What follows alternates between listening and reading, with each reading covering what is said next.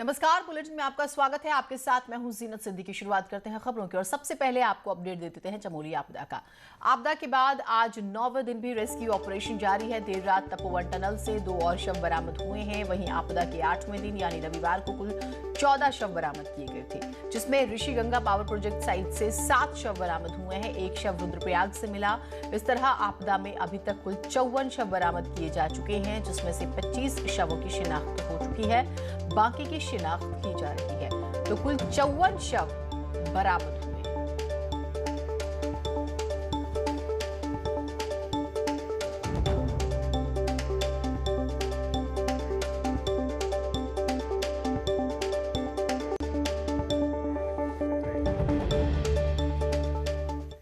तो चमोली के रेणी क्षेत्र में आई आपदा के 8वें दिन रविवार को ऋषिगंगा पावर हाउस क्षेत्र से 6 शव मिले, जिसमें से 5 की शिनाख्त हो चुकी है।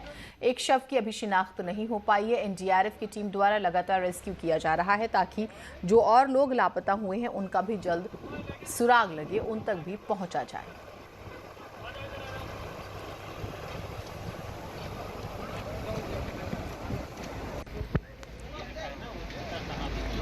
देखिए, कोशिश ये भी हो रही है कि जो शव मिल रहे हैं उनकी शिनाख्त भी हो जाए, उनके अपनों तक भी वो पहुंच जाएं।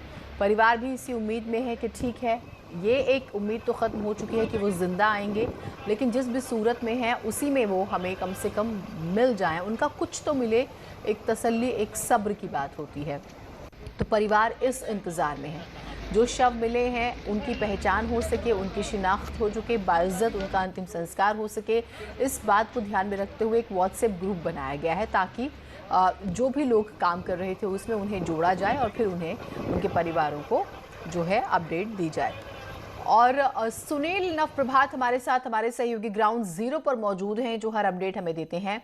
सुनील, अभी की ताज़ा अपडेट्स क्या हैं? तस्वीरें ज़्यादा से ज़्यादा दिखाइएगा।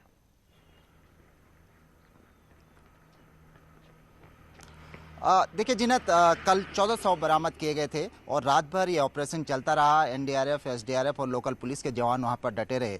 12:30 बजे के आसपास 100 मिला था और 100 अभी अब से कुछ देर पहले यानी कि आज की डेट पर 200 अभी तक बरामद हो चुके हैं। पूरे ऑपरेशन कार्य में जीनत अब दिक्कत इस बात की है कि टनल के अंदर जो मलबा भरा हुआ था वो सूखने लगा है, पूरी तरह से पैक वो मलबा हो चुका है। और जब वहाँ पर जेसीबी के माध्यम से जब खुदाई का काम चल रहा है तो एक समस्या ये भी आ रही है कि जो बॉडी उसके अंदर बिल्कुल पैक हो गई हैं, वो उनको सुरक्षित निकाला जा सके। जेसीबी से बॉडियों को नुकसान पहुँचने की भी आशंका है, इसीलिए इस जो पूरे ऑपरेशन को अब बहुत धीरे धीरे से और बहुत सावधानी के साथ अंजाम दिया जा रहा है। अगर कोई बॉडी मलबे में दिख रही है तो उसको रिकवर करने में कम से कम आधे घंटे का समय लग जा रहा है कि कहीं बॉडी क्षतिग्रस्त न हो, और फिर उसको रिजर्व करने में भी बड़ी टेक्निकल दिक्कतें यहाँ पर पूरे ऑपरेशन के दौरान आ रही हैं। लेकिन हम देख रहे हैं कि पूरी रात भर ये ऑपरेशन चलता रहा। अभी तक कुल 5400 बरामद हो चुके हैं। लगातार इनकी शिनाख्त का काम भी चल रहा है। कल हमने देखा कि शिनाख्त में भी बड़ी दिक्कतें यहाँ पर सामने आ रही हैं। कोशिश ये हो रही है कि जो बॉडी हैं, कईयों के जेब से मोबाइल फ़ोन मिल रहे हैं, तो उनके फ़ोन का सिम निकाल कर परिजनों से कांटेक्ट किया जा रहा है। कई लोगों के कपड़ों के आधार पर उनकी पहचान की जा रही है, और जो जिन बॉडीज़ पे थोड़ा बहुत भी डाउट है तो उनके डीएनए सैंपल पुलिस यहाँ पर सुरक्षित रखेगी, ताकि भविष्य में उनकी पहचान सुनिश्चित की जा सके। जी ठीक, ये कोशिशें हो रही हैं ताकि परिवार तक किसी तरह से संपर्क हो। सुनील, अगर हम आज के दिन की बात करें तो आज किन पहलुओं पर फोकस रहने वाला है? आज किस तरह से ये पूरा ऑपरेशन आगे बढ़ेगा?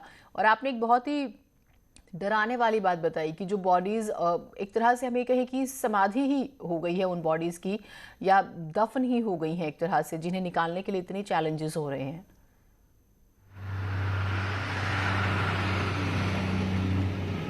देखिए जीनत, यहाँ पर 2 साइट पर सर्च ऑपरेशन चल रहा है। पहली साइट है रैणी, जहाँ पर ऋषिगंगा पावर प्रोजेक्ट था। वहाँ पर करीब 50 से 60 लोग मिसिंग बताए जा रहे थे, और वहाँ पर सर्च ऑपरेशन चल रहा है।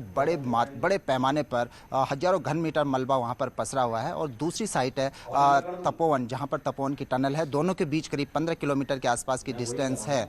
और तपोवन में जो टनल है और इस दूसरा बैरा साइट है, तपोवन की साइट पर 2 जगह सर्च ऑपरेशन चल रहे हैं टनल के अंदर और बैराज साइड पे। कल बैराज तक जाने के लिए नदी के किनारे किनारे सड़क बना ली गई।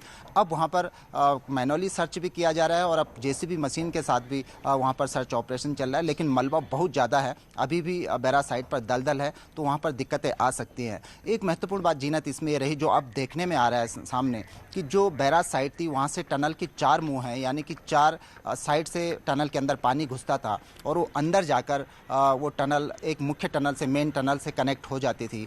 अंदर करीब 3 से 4 टनल हैं जो उनका जाल बिछा हुआ था। ये आशंका अब ये जताई जा रही है कि जब टनल के बैराज साइड से टनल में पानी घुसा होगा तो अंदर जो लेबर थी, जब उनको पता लगा कि कुछ गड़बड़ हो रही है तो उन्होंने एडिट सुरंग के रास्ते भागने की कोशिश की, लेकिन इस बीच एडिट सुरंग से ही हजारों घन मीटर मलबा जब अंदर घुसने लगा तो उनके पास कोई ऑप्शन नहीं मिला।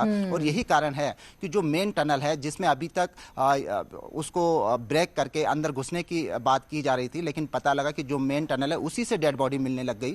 तो ये अनुमान जताया जा रहा है कि उन लोगों ने जब बाहर भागने की कोशिश की होगी तो बाहर से मलबा अंदर गया और वो लोग उसी मलबे के साथ वहीं पर पैक हो गए। जो डॉक्टर्स का कहना है कि जो तमाम बॉडीज़ हैं, उसकी जो पीएम रिपोर्ट है उसमें ये सामने आ रहा है कि इन लोगों की दम घुटने के कारण मौत हो गई और तत्काल उसी दौरान घटना के बाद ही, यानी कि 7 फरवरी को ही इन लोगों की मौत हो गई थी। जो बॉडीज अभी तक रिकवर हुई उनकी पोस्टमार्टम रिपोर्ट में ये बात सामने आ रही है। बहरहाल ऑपरेशन अभी जारी है और जो वेदर का यहाँ पर जीनत एक आशंका ये भी जताई जा रही थी कि आज वेदर खराब हो सकता है, लेकिन एक अच्छी बात है कि अभी मैं देख रहा हूँ कि धूप निकलनी शुरू हो गई है।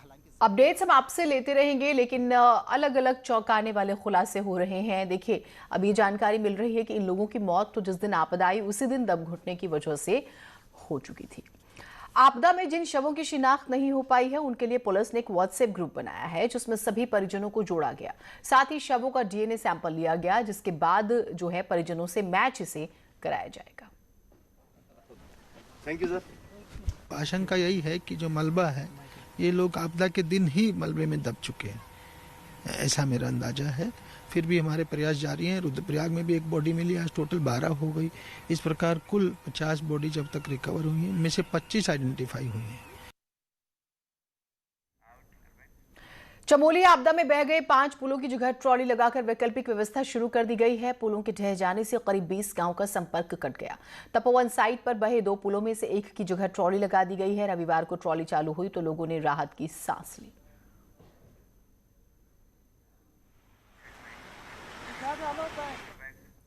आपदा में रैणी गांव के पास ऋषिगंगा में घाटी को जोड़ने वाला पुल बह जाने से गांव का संपर्क कट गया। अब सेना द्वारा ऋषिगंगा पर लाइट फुट ब्रिज बनाया गया है, जिससे रेस्क्यू में जुटे लोगों को इस पुल से आवाजाही कराई जा रही है।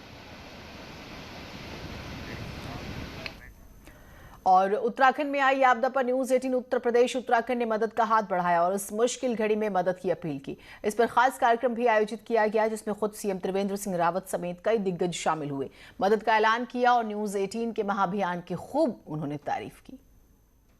मैं समझता हूं कि जिस तरह से आपने ये कदम उठाया है, मैंने कहा कि मैं दोनों बातों के लिए बहुत धन्यवाद करना चाहूँगा। न्यूज 18 को बहुत ही धन्यवाद देना चाहूँगा कि प्रारंभ से लगाकर जब ये आपदा आई और इस समय तक आप जिस प्रकार से पूरे देश भर को इस अभियान से जोड़े हुए हैं, ये वास्तव में आपके लिए मैं बहुत ही हृदय से धन्यवाद देना चाहता हूँ।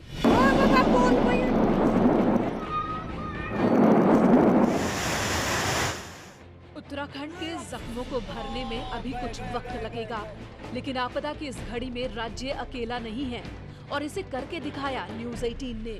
न्यूज 18 उत्तर प्रदेश उत्तराखंड ने आपदा में राहत के लिए, मदद के लिए बड़े कार्यक्रम का आयोजन किया और आपदा प्रभावितों की मदद के लिए बड़ा मंच बनाया।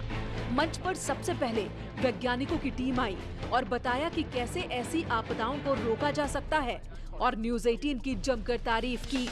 कला और संस्कृति जगत से जुड़े दिग्गज नरेंद्र सिंह नेगी, हेमंत पांडे, हिमानी शिवपुरी और सुनीता रजवाड़ ने कार्यक्रम को आगे बढ़ाया और खुद भी मदद की पेशकश की, लोगों से भी मदद की अपील की।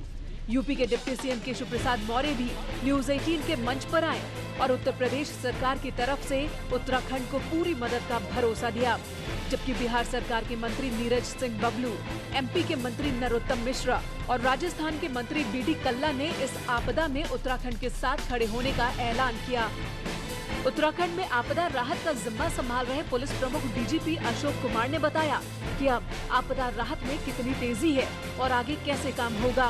पूर्व सीएम रमेश पोखरियाल निशंक भी कार्यक्रम में शामिल हुए और उन्होंने न्यूज 18 की मुहिम की खुलकर तारीफ की। पूर्व सीएम हरीश रावत ने भी स्वीकार किया कि 2013 की आपदा के बाद राज्य को सबक मिला और इस आपदा में उसका असर दिखा। हरीश रावत ने न्यूज 18 के अभियान को खूब सराहा। अच्छी बात ये थी कि चीफ मिनिस्टर ने पहले 2 दिन बहुत इसमें पहल की, तो उसकी हमने सराहना की। न्यूज 18 के इस कार्यक्रम का समापन सीएम त्रिवेंद्र सिंह रावत के साथ हुआ। मुख्यमंत्री ने पहले तो इस पूरी मुहिम के लिए न्यूज 18 को बधाई दी, साथ ही बताया कि उनकी सरकार कितनी तेजी से काम में जुटी है। सीएम त्रिवेंद्र सिंह रावत ने ऐलान किया कि सभी प्रभावितों को पूरी मदद दी जाएगी और यही न्यूज 18 की मुहिम का मकसद भी है। इसलिए आपसे भी एक बार फिर अपील है कि इस मुश्किल घड़ी में उत्तराखंड का साथ दें, उत्तराखंड आपदा के लिए मदद करें और उत्तराखंड को फिर से संवारने के लिए हाथ आगे बढ़ाएं। Bureau report, news 18। 10:30 के लगभग ये घटना हुई और 11:30 बजे तक पूरे जो संभावित क्षेत्र थे कि यहाँ प्रभाव पड़ सकता है इस आपदा का, वहाँ बिल्कुल कर्फ्यू जैसी स्थिति हो गई थी। सब लोग अपने अपने घरों की ओर या सुरक्षित जगह पर निकल गए। हमारे यहाँ रेलवे का काम चल रहा है और उधर रोड का काम चल रहा है और तमाम जितने भी हमारे कस्बे हैं उत्तराखंड में सब नदियों के किनारे हैं, नदी वैली में हैं, तो सबको अलर्ट कर दिया गया।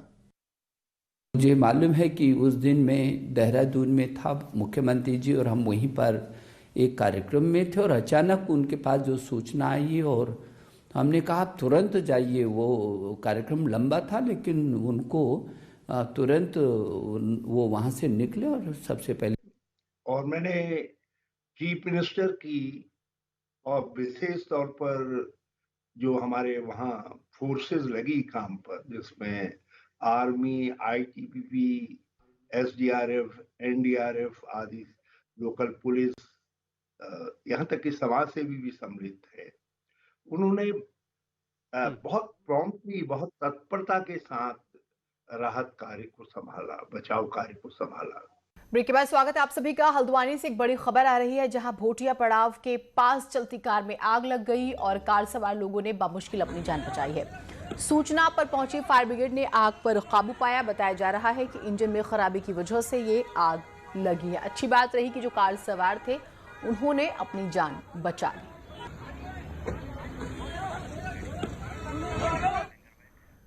हरिद्वार कुंभ में पहुंचने वाले श्रद्धालुओं को अब रुड़की में जाम की समस्या से नहीं जूझना पड़ेगा।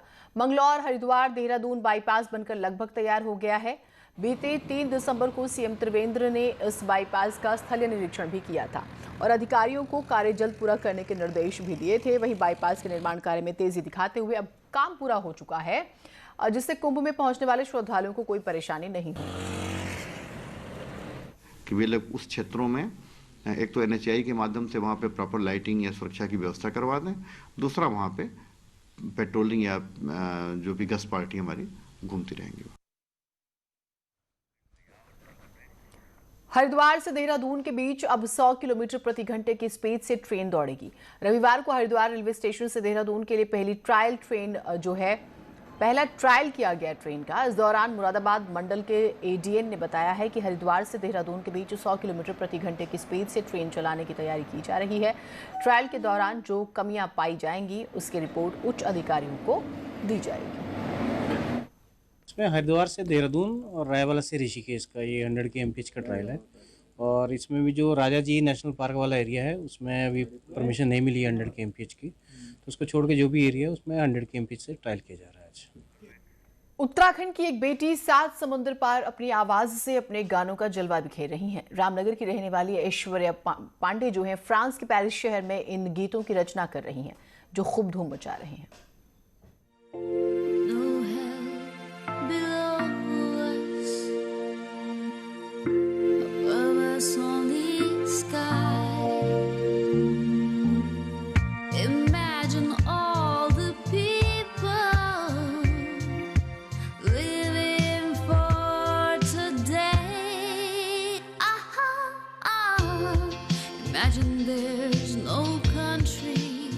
रामनगर के भाई बहन ने इंग्लिश में ऐसा संगीत रचा कि विदेशी भी इनके गीतों के दीवाने हो गए हैं। रचित और ऐश्वर्या भाई बहन है। बहन पेरिस में रहकर गाने लिखने के साथ ही इन गानों को अपनी आवाज देती है, जबकि भाई रचित हजारों किलोमीटर दूर इन गानों को बतौर म्यूजिक प्रोड्यूसर सुरीले संगीत से सजाता है।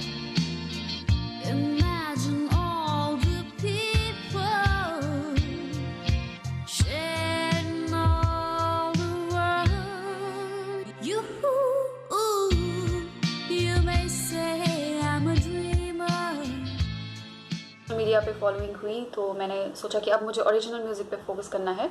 तो मेरा आर्टिस्ट नेम है ऐश और मेरे भाई का आर्टिस्ट नेम है रायन आइस, जो मेरे लिए ओरिजिनल म्यूज़िक प्रोड्यूस करता है। एंड मेरा फर्स्ट सॉन्ग आया था ओरिजिनल, उसका नाम है ऑल आई नीड, जो कि एक EDM सॉन्ग है। वो मई 2020 में रिलीज़ हुआ था। और मेरा सेकंड ओरिजिनल सॉन्ग जो है इनविजिबल, एक पॉप सॉन्ग, वो जनवरी 2021 में रिलीज़ हुआ है थ्रू अ जर्मन लेबल। तो मेरी सिस्टर इज़ इन पेरिस, वहाँ से वो इंग्लिश गानों की रचना करती है। तो यहाँ से एक्चुअली उसको म्यूज़िक प्रोडक्शन आता नहीं है, तो म्यूज़िक प्रोडक्शन में मैं उसकी हेल्प करता हूँ और वो वहाँ से गाने कंपोज करके लिरिक्स लिख के उनका कंप्लीट मुझे भेजती है, फिर मैं यहाँ से प्रोडक्शन करके उसको भेजता हूँ वापस। अपने बच्चों के इस काम से इनके माता पिता भी खुद को गौरवान्वित महसूस कर रहे हैं। हाँ, अच्छा लगा। इन लोग अपना जो एक पढ़ाई के साथ इन्होंने अपने टैलेंट को बखूबी आगे बढ़ाया और दबा नहीं इनका टैलेंट, और अपना क्षेत्र में अच्छा काम कर रहे हैं। आशा है ये औरों के लिए भी एक प्रेरणा बनेंगे। रक्षा मंत्रालय में कार्यरत इनके पिता अशोक पांडे भी गीत संगीत का शौक रखते हैं और विपरीत हालात के चलते वो अपने शौक को आगे नहीं बढ़ा पाए। ऐसे में अपने बच्चों के शौक को आगे बढ़ाने में कोई कसर नहीं छोड़ रहे। न्यूज़ 18 के लिए रामनगर से गोविंद पाटनी की रिपोर्ट। पिथौरागढ़ के लोगों के लिए राहत भरी खबर आई है। बहुप्रतीक्षित आंवलाघाट पेयजल योजना में तीसरे वेल का भी निर्माण जल्द ही होने जा रहा है और इसके बाद लोगों को 3 MLD पेयजल ज्यादा मिल पाएगा। फिलहाल इस पेयजल योजना से 6 MLD का पानी लोगों को मिल पा रहा है। स्थानीय विधायक चंद्रा पंत ने अधिकारियों के साथ निर्माण कार्यों का निरीक्षण भी किया। आंवलाघाट योजना की जो तीसरे वेल का कार्य चल रहा है, ये बहुत तीव्र गति से चल रहा है और जो पूरा होने के स्थिति में है और ये 15 दिन के अंदर हमारा ये कार्य पूरा हो जाएगा और हमारे क्षेत्र को पानी मिलने का पूरा पानी प्राप्त हो जाएगा। इसमें अभी आंवलाघाट में हमारे 2 वेल निर्मित थे 2018 से, जिसमें 2 साल से हमें 6 MLD हम जलापूर्ति कर रहे थे। अब ये तीसरा वेल हमारा इसी महीने हमारा सिविल कार्य पूर्ण हो चुके हैं और 3 MLD पानी हमारा इस महीने हम ट्रायल कर देंगे, 3 MLD बड़े हुए 3 MLD का। तो टोटल 9 MLD पानी हम इस महीने के अंत तक या मार्च के प्रथम वीक में हम नगर को दे देंगे। एक छोटे से ब्रेक के लिए रुक रहे हैं, कहीं में जाएगा।